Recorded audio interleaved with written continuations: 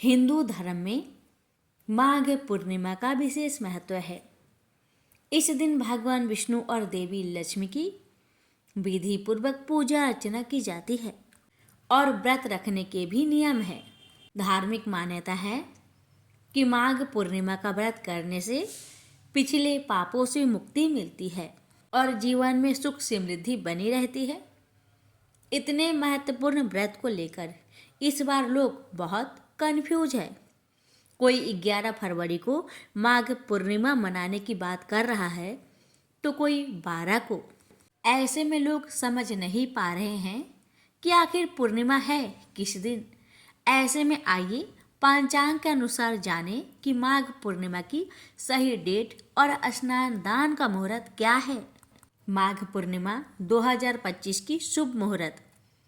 पंचांग के अनुसार माघ पूर्णिमा की तिथि की शुरुआत 11 फरवरी को शाम 6:55 पर होगी और समापन 12 फरवरी को शाम 7:22 पर।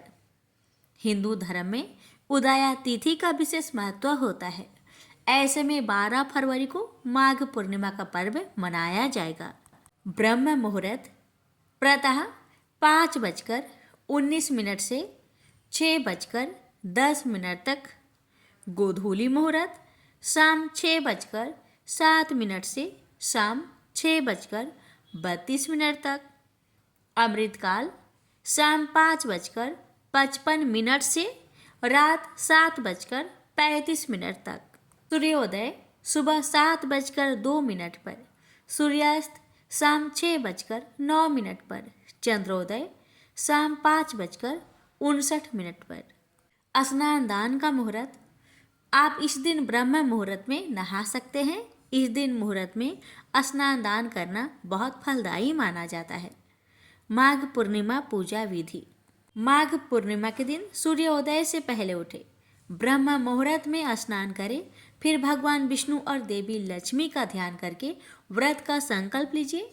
इसके बाद पूजा की चौकी पर लाल कपड़ा बिछाकर भगवान विष्णु और माता लक्ष्मी की प्रतिमा स्थापित करें। इसके बाद प्रतिमा पर फूल माला अर्पित करें। फिर माँ लक्ष्मी को 16 श्रृंगार की चीजें चढ़ाएं। अब आप देसी घी का दीपक जलाकर आरती करें। आरती करते समय विष्णु जी के मंत्र का जाप और चालीसा का पाठ करें। फिर आप विधि पूर्वक व्रत कथा का पाठ करें। अंत में फल और मिठाई का भोग लगाएं। अंत में जीवन की सुख शांति की प्राप्ति की कामना करें और लोगों में प्रसाद का वितरण करें। अब आइए रसपान करते हैं माघ पूर्णिमा व्रत की संपूर्ण कथा। श्री सत्यनारायण भगवान की व्रत कथा। एक समय की बात है, नैमिषारण्य तीर्थ में सौनकादि 88,000 ऋषियों ने श्री सूत जी से पूछा, हे प्रभु, इस कलयुग में वेद विद्या रहित मनुष्य को प्रभु भक्ति किस प्रकार मिल सकती है तथा उनका उद्धार कैसे होगा। हे मुनि श्रेष्ठ, कोई ऐसा तप बताइए जिससे थोड़े समय में ही पुण्य मिले और मनोवांछित फल भी मिल जाए। इस प्रकार की कथा सुनने की हम इच्छा रखते हैं। सर्व शास्त्रों के ज्ञाता सूत जी बोले, हे वैष्णवों, मैं पूज्य आप सभी ने प्राणियों के हित की बात पूछी है, इसलिए मैं एक श्रेष्ठ व्रत को आप लोगों को बतलाऊंगा जिसे नारद जी ने लक्ष्मी नारायण जी से पूछा था और लक्ष्मीपति ने मुनि श्रेष्ठ नारद जी से कहा था। आप सब इसे ध्यान से सुनिए। एक समय की बात है, योगीराज नारद जी दूसरों के हित की इच्छा लिए अनेकों लोकों में घूमते हुए मृत्यु लोक में आ पहुंचे। यहाँ उन्होंने अनेक योनियों में जन्मे प्राय सभी मनुष्यों को अपने कर्मों द्वारा अनेकों दुख से पीड़ित देखा।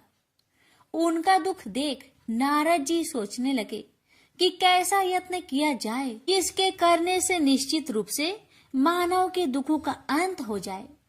इसी विचार पर मनन करते हुए वह विष्णु लोक में गए। वह देवों के इस भगवान नारायण की स्तुति करने लगे, जिनके हाथों में शंख, चक्र, गदा और पद्म थे। गले में वरमाला पहने हुए थे। स्तुति करते हुए नारद जी बोले, हे भगवान, आप अत्यंत शक्ति से संपन्न हैं। मन तथा वाणी भी आपको नहीं पा सकती है। आपका यदि मध्य तथा अंत नहीं है। निर्गुण स्वरूप सृष्टि के कारण भक्तों के दुख को दूर करने वाले आपको मेरा नमस्कार है। नारद जी की स्तुति सुन विष्णु भगवान बोले, हे मुनि श्रेष्ठ, आपके मन में क्या बात है? आप किस काम के लिए पधारे हैं? उसे निसंकोच कहो। इस पर नारद मुनि बोले कि मृत्यु लोक में अनेक योनियों में जन्मे मनुष्य अपने कर्मों के द्वारा अनेकों दुख से दुखी हो रहे हैं। हे नाथ, आप मुझ पर दया रखते हैं तो बताइए कि वो मनुष्य थोड़े प्रयास से ही अपने दुखों से कैसे छुटकारा पा सकते हैं। श्री हरि बोले, हे नारद, मनुष्य की भलाई के लिए तुमने बहुत ही अच्छी बात पूछी है, जिसके करने से मनुष्य मोह से छूट जाता है। वह बात मैं कहता हूँ, उसे सुनो। स्वर्ग लोक व मृत्यु लोक दोनों में एक दुर्लभ उत्तम व्रत है जो पुण्य देने वाला है। आज प्रेम बस होकर मैं उसे तुमसे कहता हूँ। श्री सत्यनारायण भगवान का यह व्रत अच्छी तरह विधान पूर्वक करके मनुष्य तुरंत ही यहाँ सुख भोग कर मरने पर मोक्ष पाता है। श्री हरि के वचन सुन नारद जी बोले कि उस व्रत का फल क्या है और उसका विधान क्या है। यह व्रत किसने किया था? इस व्रत को किस दिन करना चाहिए? सभी कुछ विस्तार से बताए। नारद की बात सुनकर श्री हरि बोले, दुख व शोक को दूर करने वाला यह व्रत सभी स्थानों पर विजय दिलाने वाला है। मानव को भक्ति व श्रद्धा के साथ शाम को श्री सत्यनारायण की पूजा धर्म परायण होकर ब्राह्मणों व बंधुओं के साथ करनी चाहिए। भक्ति भाव से ही नैवेद्य केले का फल, घी, दूध और गेहूं का आटा सवाया ले। गेहूं के स्थान पर साठी का आटा, शक्कर तथा गुड़ लेकर वह सभी भक्षण योग्य पदार्थों को मिलाकर भगवान का भोग लगाए। ब्राह्मणों सहित बंधु बांधवों को भी भोजन कराए। उसके बाद स्वयं भोजन करे और भजन कीर्तन के साथ भगवान की भक्ति में लीन हो जाए। इस तरह से सत्यनारायण भगवान का यह व्रत करने पर मनुष्य की सारी इच्छाएं निश्चित रूप से ही पूरी होती है। इस कली काल अर्थात कलयुग में मृत्यु लोक में मोक्ष का यही एक सरल उपाय है। इति श्री सत्यनारायण व्रत कथा प्रथम अध्याय संपूर्ण। श्रीमन नारायणे नारायणे नारायण, भज मन नारायणे नारायणे नारायण। श्री सत्यनारायण भगवान की जय। सूत जी बोले, हे ऋषियों, जिसने पहले समय में इस व्रत को किया था उसका इतिहास कहता हूँ, ध्यान से सुनो। सुंदर काशीपुरी नगरी में एक अत्यंत निर्धन ब्राह्मण रहता था। भूख प्यास से परेशान हुआ धरती पर घूमता रहता था। ब्राह्मणों से प्रेम करने वाले भगवान ने एक दिन ब्राह्मण का भेष धारण कर उसके पास जाकर पूछा, हे ब्रीप, नित्य दुखी होकर तुम पृथ्वी पर क्यों घूमते हो? दीन ब्राह्मण बोला, मैं निर्धन ब्राह्मण हूँ, भिक्षा के लिए धरती पर घूमता हूँ। हे भगवान, यदि आप इसका कोई उपाय जानते हो तो बताइए। वृद्ध ब्राह्मण कहता है कि सत्यनारायण भगवान मनोवांछित फल देने वाले हैं, इसलिए तुम उनका पूजन करो। इसे करने से मनुष्य सभी दुखों से मुक्त हो जाता है। वृद्ध ब्राह्मण बनकर आए सत्यनारायण भगवान उस निर्धन ब्राह्मण को व्रत का सारा विधान बताकर अंतर्ध्यान हो गए। ब्राह्मण मन ही मन सोचने लगा कि जिस व्रत को वृद्ध ब्राह्मण करने को कह गया है, मैं उसे जरूर करूंगा। यह निश्चय करने के बाद उसे रात में नींद नहीं आई। वह सवेरे उठकर सत्यनारायण भगवान के व्रत का निश्चय कर भिक्षा के लिए चला गया। उस दिन निर्धन ब्राह्मण को भिक्षा में बहुत धन मिला, जिससे उसने बंधु बांधवों के साथ मिलकर श्री सत्यनारायण भगवान का व्रत संपन्न किया। भगवान सत्यनारायण का व्रत संपन्न करने के बाद वह निर्धन ब्राह्मण सभी दुखों से छूट गया और अनेक प्रकार की संपत्तियों से युक्त हो गया। उसी समय से यह ब्राह्मण हर माह इस व्रत को करने लगा। इस तरह से सत्यनारायण भगवान के व्रत को जो भी मनुष्य करेगा वह सभी प्रकार के पापों से छूटकर मोक्ष को प्राप्त होगा। जो मनुष्य इस व्रत को करेगा वह भी सभी दुखों से मुक्त हो जाएगा। सूत जी बोले कि इस तरह से नारद जी से नारायण जी का कहा हुआ श्री सत्यनारायण व्रत को मैंने तुमसे कहा, हे वृपो, मैं अब और क्या कहूँ। ऋषि बोले, हे मुनिवर, संसार में उस व्रीप से सुनकर और किस किस ने इस व्रत को किया, हम सब इस बात को सुनना चाहते हैं। इसके लिए हमारे मन में श्रद्धा का भाव है। सूत जी बोले, हे मुनियों, जिस जिसने इस व्रत को किया है वह सब सुनो। एक समय वही व्रीप धन व ऐश्वर्य के अनुसार अपने बंधु बांधवों के साथ इस व्रत को करने को तैयार हुआ। उसी समय एक लकड़ी बेचने वाला बूढ़ा आदमी आया और लकड़ियां बाहर रखकर अंदर ब्राह्मण के घर में गया। प्यास से दुखी वह लकड़हारा उनको व्रत करते देख व्रीप को नमस्कार कर पूछने लगा कि आप यह क्या कर रहे हैं तथा इसे करने से क्या फल मिलेगा, कृपया मुझे भी बताइए। ब्राह्मण ने कहा कि सब मनोकामनाओं को पूरा करने वाला यह सत्यनारायण भगवान का व्रत है। इनकी कृपा से ही मेरे घर में धन्य धान्य आदि की वृद्धि हुई है। व्रीप से सत्यनारायण व्रत के कथा के बारे में जानकर लकड़हारा बहुत प्रसन्न हुआ। चरणामृत लेकर वह प्रसाद खाने के बाद वह अपने घर गया। लकड़हारे ने अपने मन में संकल्प किया कि आज लकड़ी बेचने से जो धन मिलेगा उसी से श्री सत्यनारायण भगवान का उत्तम व्रत करूंगा। मन में इस विचार को ले बूढ़ा आदमी सिर पर लकड़ियां रख उस नगर में बेचने गया जहां धनी लोग ज्यादा रहते थे। उस नगर में उसे अपनी लकड़ियों का दाम पहले से 4 गुना अधिक मिलता है। बूढ़ा प्रसन्नता के साथ दाम लेकर केले, शक्कर, घी, दूध, दही और गेहूं का आटा ले और सत्यनारायण भगवान की व्रत की अन्य सामग्रियां लेकर अपने घर गया। वहां उसने अपने बंधु बांधवों को बुलाकर विधि विधान से सत्यनारायण भगवान का पूजन और व्रत किया। इस व्रत के प्रभाव से वह बूढ़ा लकड़हारा धन पुत्र आदि से युक्त होकर संसार के समस्त सुख भोग अंत काल में बैकुंठ धाम को चला गया। इति श्री सत्यनारायण व्रत कथा 2 अध्याय संपूर्ण। श्रीमन नारायणे नारायणे नारायणे भज मन नारायणे नारायणे नारायणे। श्री सत्यनारायण भगवान की जय। सूत जी बोले, हे श्रेष्ठ मुनियों, अब आगे की कथा कहता हूँ। पहले समय में उल्कामुख नाम का एक बुद्धिमान राजा था। वह सत्य वक्ता और जितेंद्रिय था। प्रतिदिन देव स्थानों पर जाता और निर्धनों को धन देकर उनके कष्ट दूर करता था।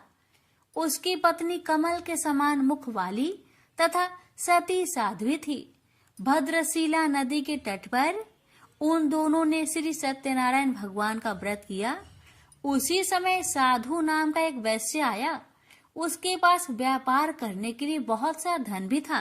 राजा को व्रत करते देखकर वह विनय के साथ पूछने लगा, हे राजन, भक्ति भाव से पूर्ण होकर आप यह क्या कर रहे हैं? मैं सुनने की इच्छा रखता हूँ, तो आप मुझे बताए। राजा बोले, हे साधु, अपने बंधु बांधवों के साथ पुत्र आदि की प्राप्ति के लिए एक महाशक्तिमान श्री सत्यनारायण भगवान का व्रत व पूजन कर रहा हूँ। राजा के वचन सुन साधु आदर से बोला, हे राजन, मुझे इस व्रत का सारा विधान कहिए। आपके कथा अनुसार मैं भी इस व्रत को करूंगा। मेरी भी संतान नहीं है और इस व्रत को करने से निश्चित रूप से मुझे संतान की प्राप्ति होगी। राजा से व्रत का सारा विधान सुनकर व्यापार से निवृत्त हो वह अपने घर गया।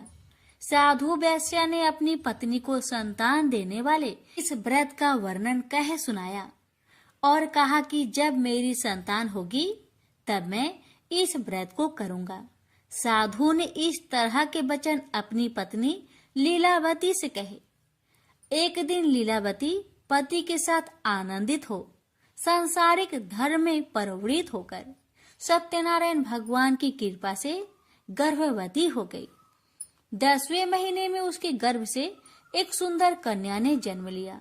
दिनों दिन वह ऐसे बढ़ने लगी जैसे कि शुक्ला पक्ष का चंद्रमा बढ़ता है। माता पिता ने अपनी कन्या का नाम कलावती रखा।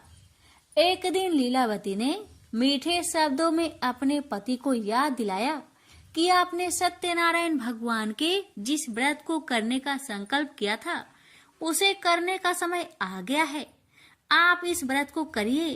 साधु बोला कि हे प्रिय, इस व्रत को मैं उसके विवाह पर करूंगा। इस प्रकार अपनी पत्नी को अवशासन देकर वह नगर को चला गया। कलावती पिता के घर में रह वृद्धि को प्राप्त हो गई। साधु ने एक बार नगर में अपनी कन्या को सखियों के साथ देखा तो तुरंत ही दूत को बुलवाया और कहा कि मेरी कन्या की योग वर देखकर आओ। साधु की बात सुनकर दूत कंचन नगर में पहुंचा और वहां देखभाल कर लड़की के सुयोग वणिक पुत्र को ले आया। सुयोग लड़के को देख साधु ने बंधु बांधवों को बुलाकर अपनी पुत्री का विवाह कर दिया। लेकिन दुर्भाग्य की बात ये कि साधु ने अभी भी श्री सत्यनारायण भगवान का व्रत नहीं किया। इस पर श्री भगवान क्रोधित हो गए और श्राप दिया कि साधु को अत्यधिक दुख मिले। अपने कार्य में कुशल साधु बनिया जमाई को लेकर समुद्र के पास स्थित होकर रत्नासारपुर नगर में गया। वहां जाकर दामाद ससुर दोनों मिलकर चंद्रकेतु राजा के नगर में व्यापार करने लगे। एक दिन भगवान सत्यनारायण की माया से एक चोर राजा का धन चुराकर भाग रहा था। उसने राजा के सिपाहियों को अपना पीछा करते देख चुराया हुआ धन वहां रख दिया जहां साधु अपने जामाई के साथ ठहरा हुआ था। राजा के सिपाहियों ने साधु वैश्या के पास राजा का धन पड़ा देखा तो वह ससुर जामाई दोनों को बांधकर प्रसन्नता से राजा के पास ले गए और कहा कि उन दोनों चोरों को हम पकड़ लाए हैं, आप आगे की कार्रवाई की आज्ञा दे। राजा की आज्ञा से उन दोनों को कठिन कारावास में डाल दिया गया और उनका सारा धन भी उनसे छीन लिया गया। श्री सत्यनारायण भगवान के शराप से साधु की पत्नी भी बहुत दुखी हुई। घर में जो धन रखा था उसे चोर चुरा ले गए। शारीरिक तथा मानसिक पीड़ा व भूख प्यास से अति दुखी हो अन्न की चिंता में कालावती के ब्राह्मण के घर गई। वहां उसने श्री सत्यनारायण भगवान का व्रत होते देखा। फिर कथा भी सुनी। वह प्रसाद ग्रहण कर वह रात को घर वापस आई। माता ने कलावती से पूछा कि हे पुत्री, अब तक तुम कहाँ थी, तेरे मन में क्या है? कलावती ने अपने माता से कहा, हे माता, मैंने एक ब्राह्मण के घर में श्री सत्यनारायण भगवान का व्रत देखा है। कन्या के वचन सुन लीलावती भगवान की पूजन की तैयारी करने लगी। लीलावती ने परिवार व बंधुओं सहित सत्यनारायण भगवान का पूजन किया और उनसे वर मांगा कि मेरे पति तथा जमाई शीघ्र घर आ जाए। साथ ही यह भी प्रार्थना की कि हम सबका अपराध क्षमा करे। श्री सत्यनारायण भगवान इस व्रत से संतुष्ट हो गए और राजा चंद्रकेतु को सपने में दर्शन दे कहा कि हे राजन, तुम उन दोनों वेश्या को छोड़ दो और तुमने उनका जो धन लिया है उसे वापस कर दो। अगर ऐसा नहीं किया तो मैं तुम्हारा धन, राज्य व संतान सभी को नष्ट कर दूंगा। राजा को यह सब कहकर वह अंतर्ध्यान हो गए। अतः काल सभा में राजा ने अपना सपना सुनाया। फिर बोले कि बानिक पुत्र को कैद से मुक्त कर सभा में लाओ। दोनों ने आते ही राजा को प्रणाम किया। राजा मीठी बानी से बोला, हे महानुभावों, भाग्यवश ऐसा कठिन दुख तुम्हें प्राप्त हुआ है, लेकिन अब तुम्हें कोई भय नहीं है। ऐसा कह राजा ने उन दोनों को नए वस्त्र भूषण भी पहनाए और जितना धन उनका लिया था उससे 2 गुना धन वापस कर दिया। दोनों बच्चे अपने घर को चल दिए। श्री सत्यनारायण व्रत कथा का 3रा अध्याय संपूर्ण। श्रीमन नारायण नारायण नारायण, भज मन नारायण नारायण नारायण। श्री सत्यनारायण भगवान की जय। सूत जी बोले, वैश्या ने मंगलाचार कर अपनी यात्रा आरंभ की और अपने नगर की ओर चल दिया। उसके थोड़ी दूर जाने पर एक दंड भेषधारी श्री सत्यनारायण ने उनसे पूछा, हे साधु, तेरी नाव में क्या है? अभिमानी बानिक हंसता हुआ बोला, हे दंडी, आप क्यों पूछते हो? क्या धन लेने की इच्छा है? मेरी नाव में तो बेल व पत्ते भरे हुए हैं। वैश्या के कठोर वचन सुन भगवान बोले, तुम्हारा वचन सत्य हो। दंडी ऐसे वचन कहे वहां से दूर चले गए। कुछ दूर जाकर समुद्र के किनारे बैठ गए। दंडी के जाने के बाद साधु वैश्या ने नित्य क्रिया के पश्चात नाव को ऊंची उठते देखकर अचंभा माना और नाव में बेल पत्ते आदि देख वह मूर्छित हो जमीन पर गिर पड़ा। मूर्छा खोलने पर वह अत्यंत शोक में डूब गया। तब उसका दामाद बोला कि आप शोक न मनाए, यह दंडी का श्राप है, इसलिए हमें उनकी शरण में जाना चाहिए, तभी हमारी मनोकामना पूरी होगी।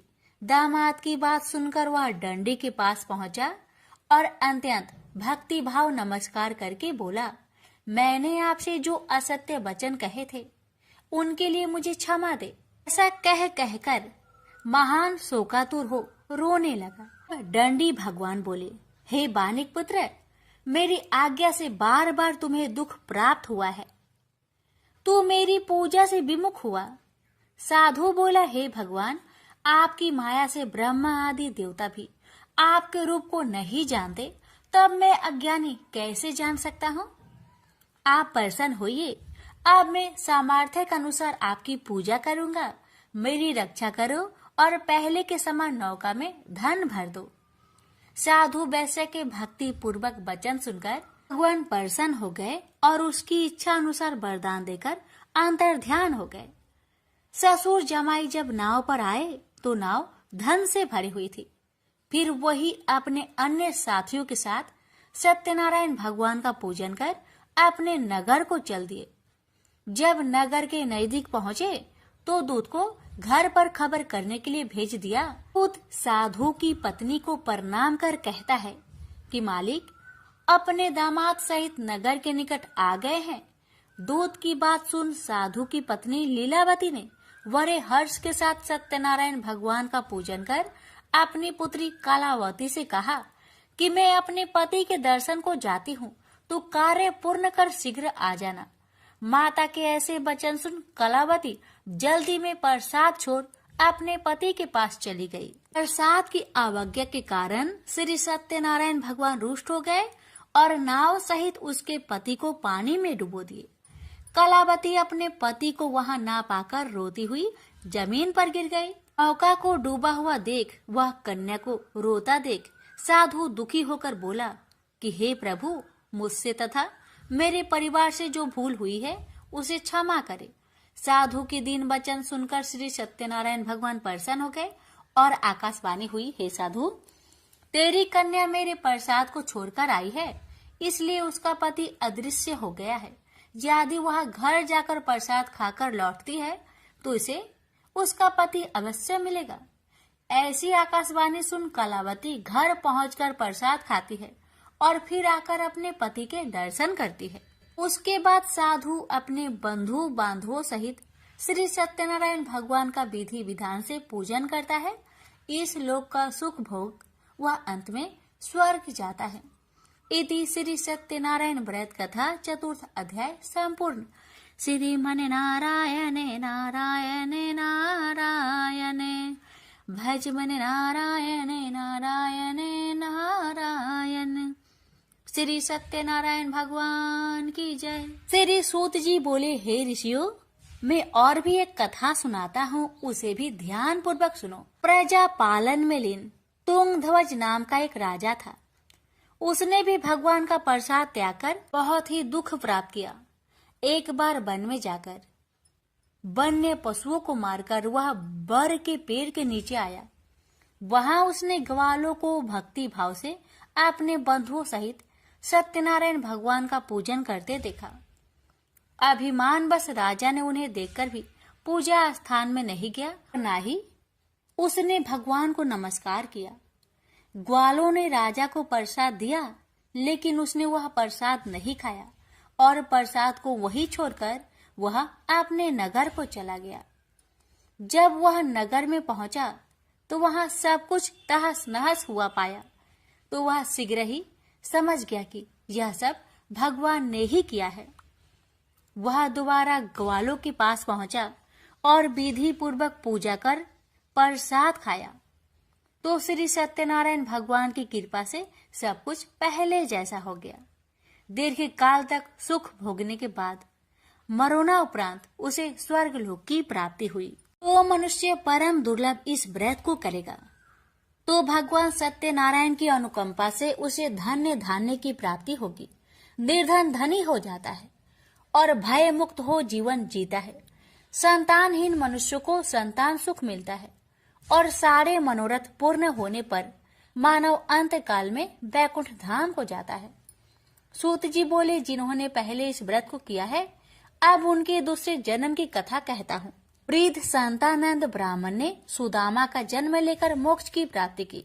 लकरहारे ने अगले जन्म में निषाद बनकर मोक्ष प्राप्त किया। उल्कामुख नाम का राजा दशरथ होकर बैकुंठ को गए। साधु नाम के वैश्य ने मोरध्वज बनकर अपने पुत्र को आरे से चीरकर मोक्ष पाया।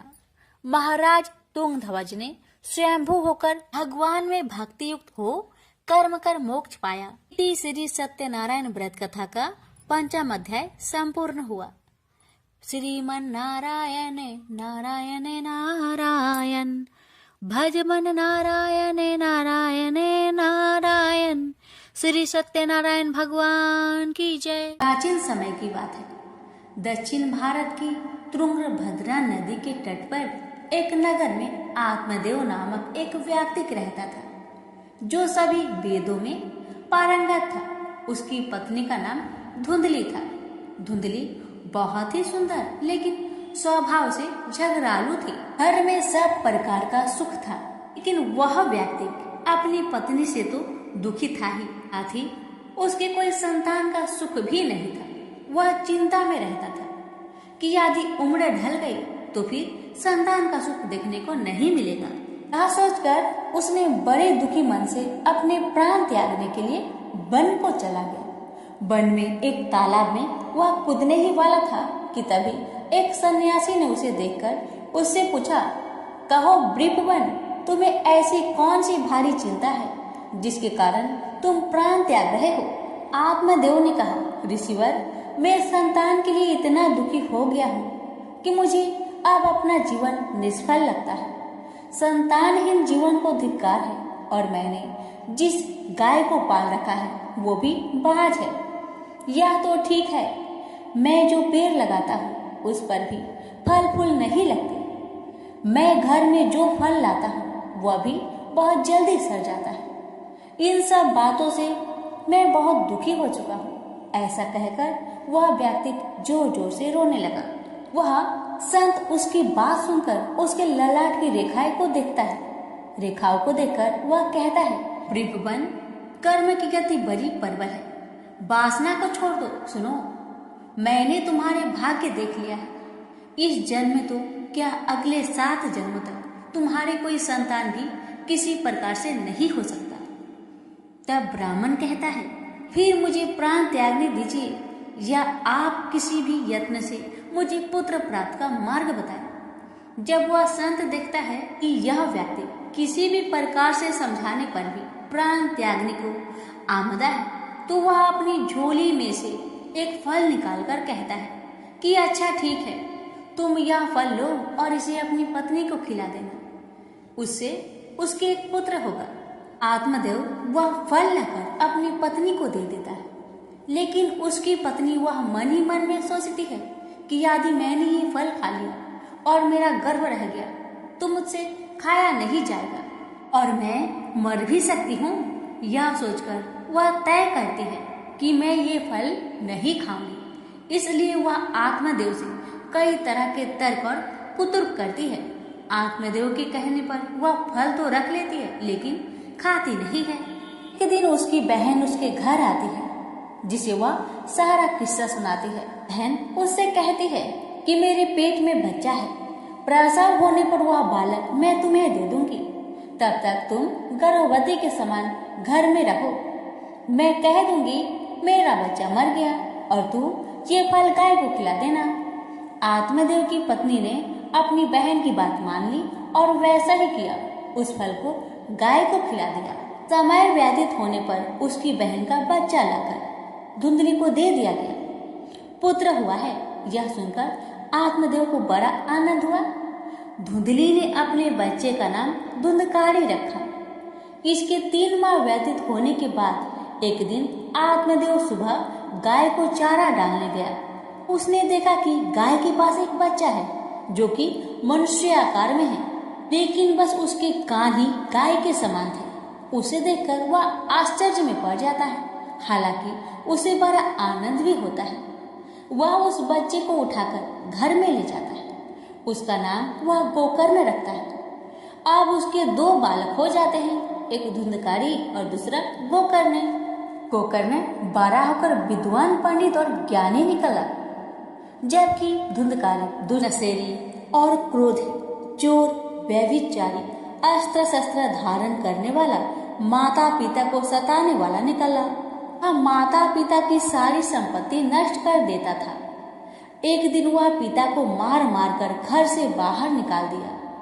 पिता रोने लगा और कहता है कि मेरी पत्नी का बाँच रहना ही अच्छा था।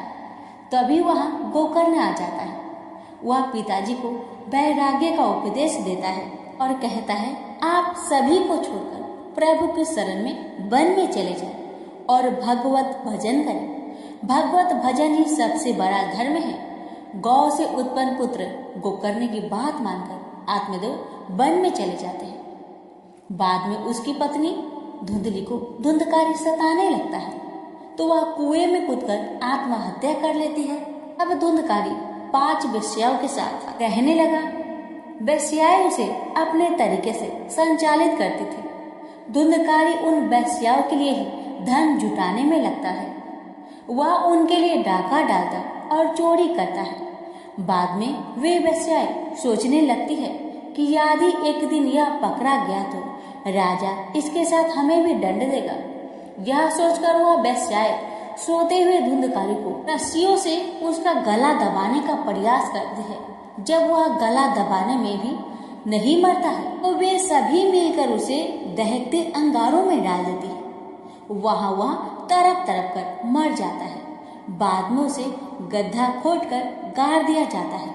मरने के बाद धुंधकारी भयंकर दुख देने, झेलने और अपने कुकर्मों के कारण एक प्रेत बन जाता है। प्रेत बनने के बाद भूख और प्यास से वह व्याकुल हो जाता है। रह रहकर चिल्लाता भी रहता है, क्योंकि उसे अंगारों से जलाया गया था। इसलिए उसकी अनुभूति उसे अभी भी सताती रहती है। उसे लगता है कि अभी भी मेरा शरीर जल रहा है। एक दिन उसका भाई गोकर्ण उसके गांव में कथा करते हुए आते हैं। गोकर्ण सबसे नजर बचाते हुए अपने पुस्तकनी मकान में सोने को चले जाते हैं। अपने ही घर में अपने भाई को सोया हुआ देखकर धुंधकारी खुश हो जाता है और आवाज लगाता है। गोकर्ण यह आवाज सुनकर पूछता है कि तुम कौन हो? धुंधकारी कहता है, मैं तुम्हारा भाई हूँ। मेरे कुकर्म की गिनती नहीं की जा सकती। इसी से मैं प्रेत योनि में पड़ा हूँ। ये दुर्दशा भोग रहा हूँ। भाई, तुम दया करके मुझे इस योनि से छुड़ाओ। गोकर्ण कहता है कि मुझे बड़ा आश्चर्य हो रहा है। मैंने तुम्हारे लिए विधि पूर्वक गया जी में श्राद्ध किया, फिर भी तुम प्रेत योनि से मुक्त कैसे नहीं हुए? मैं कुछ और उपाय करता हूँ। कई उपाय करने के बाद भी जब कुछ नहीं होता है तो अंत में वह सूर्यदेव से पूछते हैं, तो सूर्यदेव कहते हैं कि वह श्रीमद् भागवत कथा सुनने से ही मुक्ति हो सकती है, इसलिए तुम सप्ताह पारायण करो। तब गोकर्ण ने व्यास गद्दी पर बैठकर कथा कहने लगे। देश गांव से बहुत लोग कथा सुनने आने लगे। इतनी भीड़ हो गई कि सब आश्चर्य करने लगे। तब वह प्रेत भी वहां आ पहुंचा। वह इधर उधर स्थान ढूंढने लगा। इतने में उसकी दृष्टि एक सीधे रखे हुए 7 गांठ वाली बांस पर पड़ी। वह वायु रूप से उसमें जाकर बैठ गया।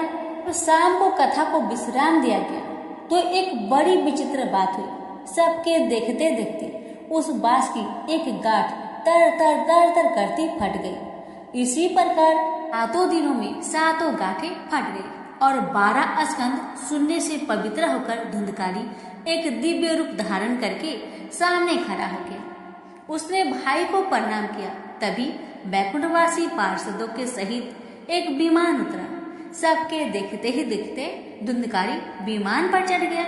उन पार्षदों को देखकर उसने गोकर्ण से कहा, भगवान के प्रिय पार्षदों, यहाँ हमारे अनेक शुद्ध हृदय श्रोतागण हैं। उन सब के लिए एक साथ बहुत से विमान क्यों नहीं लाए? यहाँ सभी ने समान रूप से कथा सुनी है, फिर फल में इस प्रकार का भेद क्यों है? भगवान के पार्षदों ने कहा, इस फल भेद का कारण इसमें श्रवण का भेद है। श्रवण सबने समान रूप से ही किया, किंतु इसके जैसा मनन नहीं किया। इस प्रेत ने 7 दिन तक सुने हुए विषय का स्थिरचित्त से खूब मनन भी करता रहा। यह कहकर वे सब पार्षद बैकुंठ को चले गए। श्रावण माह में गोकर्ण ने फिर से उसी प्रकार सप्ताह क्रम से कथा कही। वहां भक्तों से भरे हुए विमानों के साथ भगवान प्रकट हो गए। उस गांव में कुत्ते और चंडाल प्रश्न जितने भी जीव थे सभी दिव्य देह धारण करके विमान पर चढ़ गए। भगवान उन सभी को योनि दुर्लभ गोलोक धाम में ले गए। प्रेम से बोलिए लक्ष्मी नारायण की जय, श्री कृष्ण भगवान की जय, राधा रानी की जय। गर्भ गीता पाठ। श्री कृष्ण भगवान जी का वचन है कि जो प्राणी इस गर्भ गीता का सद्भावना से विचार मनन करता है सो पुरुष फिर गर्भवास में नहीं आता।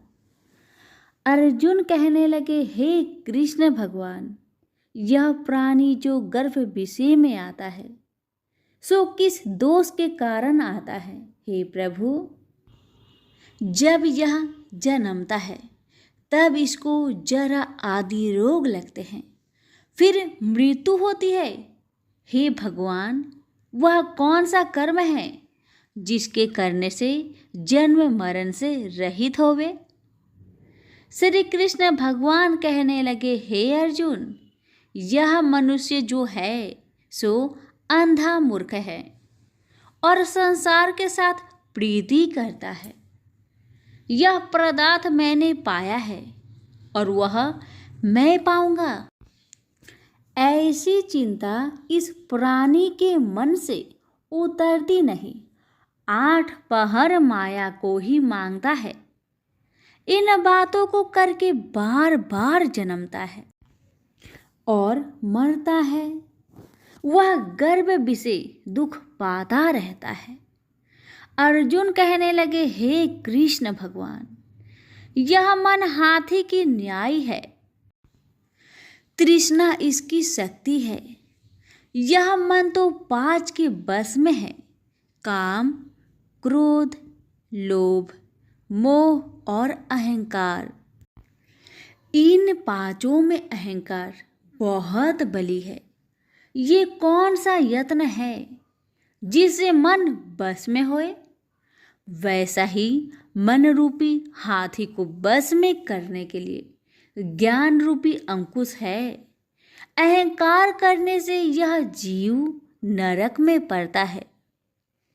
अर्जुन कहने लगे, हे भगवान, जो एक तुम्हारे नाम के लिए वन खंड में फिरते हैं, एक वैरागी हुए हैं, एक धर्म करते हैं। इनको कैसे जाने जो वैष्णव है वे कौन है? श्री कृष्ण भगवान कहने लगे, हे अर्जुन, मेरे ही नाम के लिए वनों में फिरते हैं वह सन्यासी कहते हैं। एक सिर पर जटा बांधते हैं, एक अंग पर भस्म लगाते हैं। उनमें हम नहीं है क्योंकि इनमें अहंकार है। इससे मेरा दर्शन दुर्लभ है। अर्जुन कहने लगे, हे भगवान, वह कौन सा पाप है जिससे स्त्री की मृत्यु हो जाती है? वह कौन सा पाप है जिससे पुत्र मर जाता है? और नपुंसक कौन से पाप से होते हैं?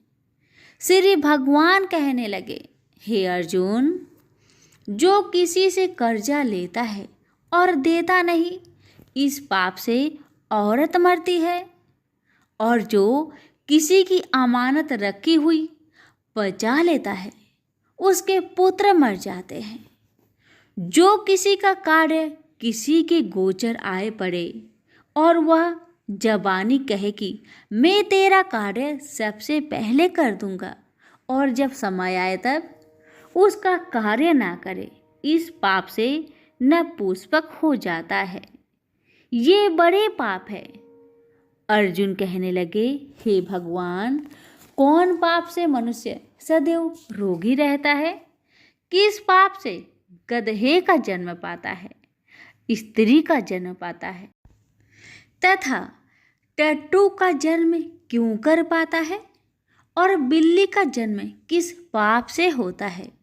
श्री भगवान कहने लगे, हे अर्जुन, जो भी मनुष्य कन्यादान करते हैं और इस दान में मूल्य लेते हैं, वे दोषी है। वे मनुष्य सदा रोगी रहते हैं। जो विषय विकार के वास्ते मदिरा पान करते हैं, वे टट्टू का जन्म पाते हैं। और जो झूठी गवाही भरते हैं, वह औरत का जन्म पाता है। जो रसोई बना के पहले आप भोजन कर लेती है और पीछे परमेश्वर को अर्पण करती है, तो वे बिल्ली का जन्म पाती है।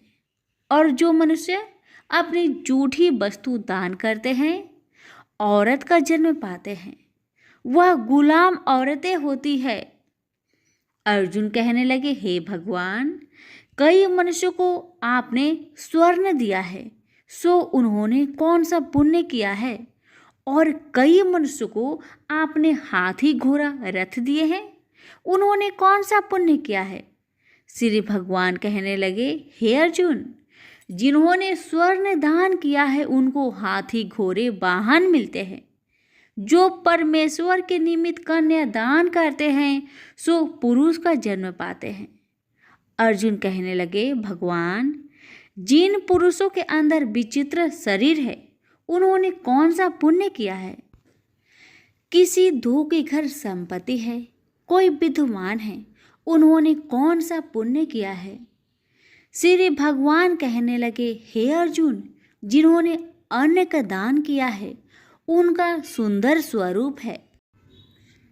जिन्होंने विद्या दान किया है, वह विद्यावान होते हैं। जिन्होंने संतों की सेवा की है, वह पुत्रवान होते हैं। अर्जुन कहने लगे, हे भगवान, किसी को धन से प्रीति है, कोई को स्त्रियों से प्रीति करते हैं।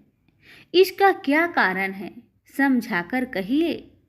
श्री कृष्ण भगवान कहने लगे, हे अर्जुन, धन और स्त्री सब नाश रूप है, मेरी भक्ति का नाश नहीं है। अर्जुन कहने लगे, भगवान, यह राजपाट किस धर्म के करने से मिलता है? विद्या कौन से धर्म करने से मिलती है? श्री कृष्ण भगवान कहने लगे, हे अर्जुन, जो प्राणी काशी जी में निष्काम भक्ति से तप करते हुए देह त्यागते हैं, वह राजा होते हैं। और जो गुरु की सेवा करते हैं, सो विद्वान होते हैं। अर्जुन कहने लगे, हे भगवान, किसी को धन अचानक बिना किसी परिश्रम से ही मिलता है, सो उन्होंने कौन सा पुण्य किया है? श्री कृष्ण भगवान कहने लगे, अर्जुन, जिन्होंने गुप्त दान किया है उनको धन अचानक मिलता है। जिसने परमेश्वर निमित्त पराया कार्य संवारा है वह मनुष्य रोग से रहित होते हैं। अर्जुन कहने लगे, हे भगवान, कौन से पाप से अमली होते हैं और कौन पाप से गूंगे होते हैं और कौन पाप से कुष्ठी होती है। श्री कृष्ण भगवान कहने लगे, हे अर्जुन, जो आदमी नीच कुल की स्त्री से गमन करते हैं सो अमली होते हैं। जो गुरु से विद्या पढ़कर मुकर जाते हैं सो गूंगे होते हैं। जिन्होंने गो घात किया है वे कुष्ठी होते हैं। अर्जुन कहने लगे, हे भगवान, जिस किसी पुरुष की देह में रक्त का विकार होता है वह किस पाप से होता है। और कोई दरिद्र होते हैं, किसी को खरक वायु होती है, और कोई अंधे होते हैं, तो कोई पंगुल होते हैं, सो कौन से पाप से रहित होते हैं। और कई स्त्रियां बाल विधवा होती है, तो यह किस पाप से होती है। श्री कृष्ण भगवान कहने लगे, हे अर्जुन, जो सदा क्रोधवान रहते हैं उन्हें रक्त विकार होता है। जो मलिन रहते हैं वह सदा दरिद्र होते हैं। जो कुकर्मी ब्राह्मण को दान देते हैं उनके खरक वायु होते हैं। जो पराई स्त्री को निर्वस्त्र देखते हैं, गुरु की पत्नी को कुदृष्टि करते हैं, सो अंधे होते हैं। जिसने गुरु और ब्राह्मण को लात मारी है सो लंगड़ा व पंगुला होता है। जो औरत अपने पति को छोड़कर पराये पुरुषों से संग करती है सो वह बाल विधवा होती है। अर्जुन कहने लगे, हे भगवान, आप पर ब्रह्मा हो, आपको नमस्कार है।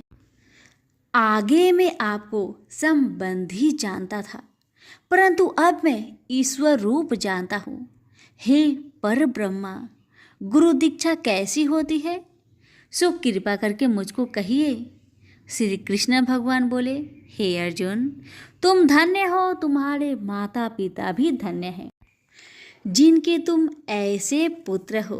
हे अर्जुन, सारे संसार का गुरु जगन्नाथ, विद्या का गुरु काशी, चारों वर्णों का गुरु सन्यासी है।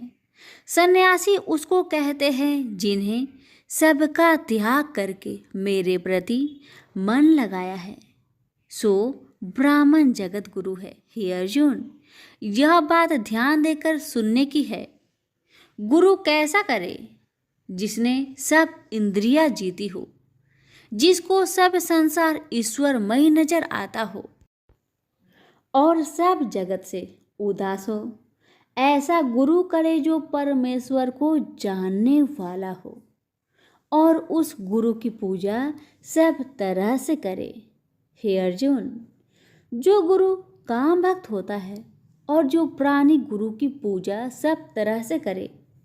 हे अर्जुन, जो गुरु का भक्त होता है और जो प्राणी गुरु के सम्मुख होकर भजन करते हैं उसका भजन करना सफल है।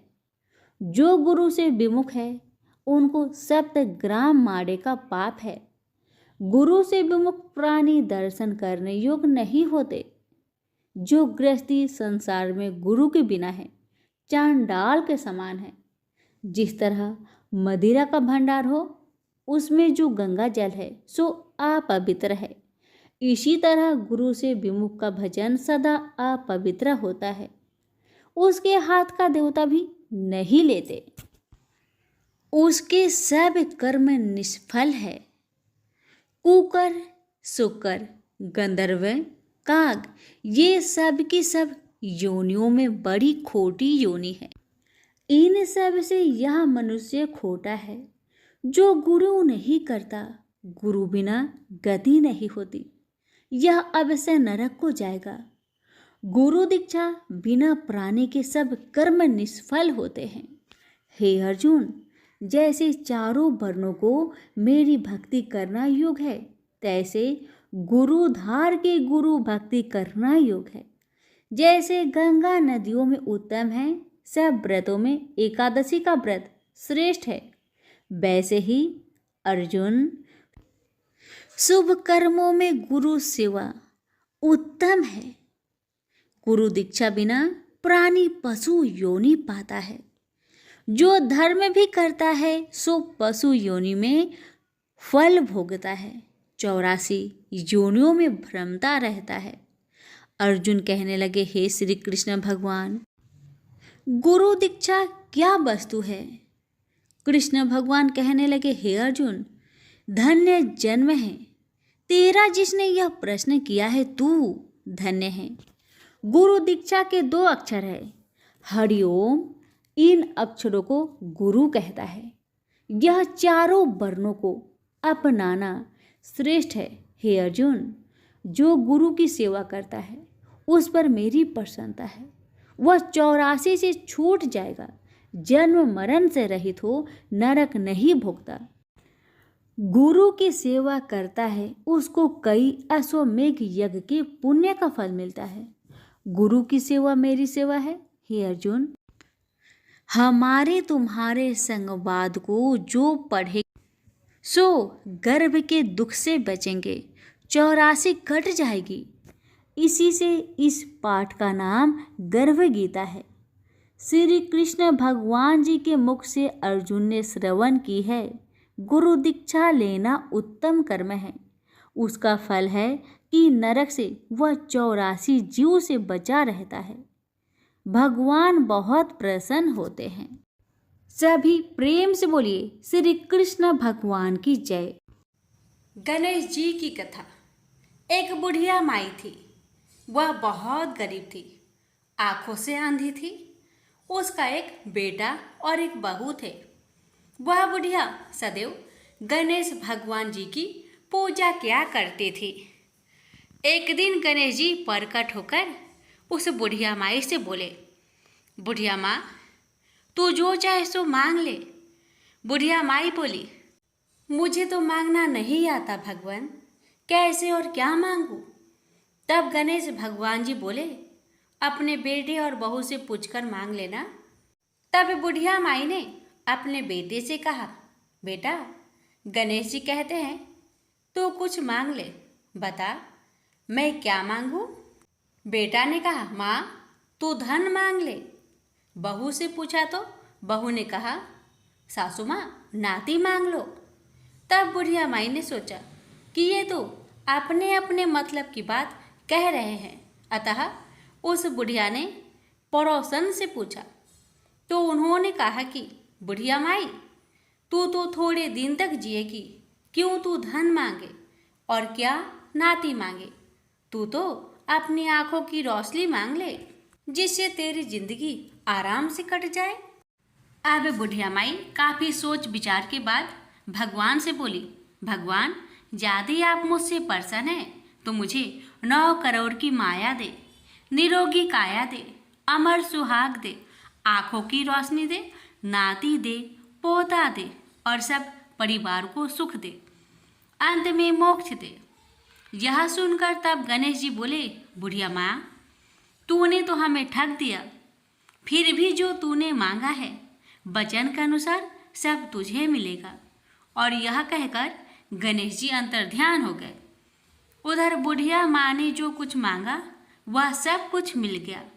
हे गणेश जी महाराज, जैसे आपने उस बुढ़िया माँ को सब कुछ दिया, वैसे ही आपकी कहानी कहने वाले, सुनने वाले, हुक्कार भरने वाले सभी भक्तों को देना।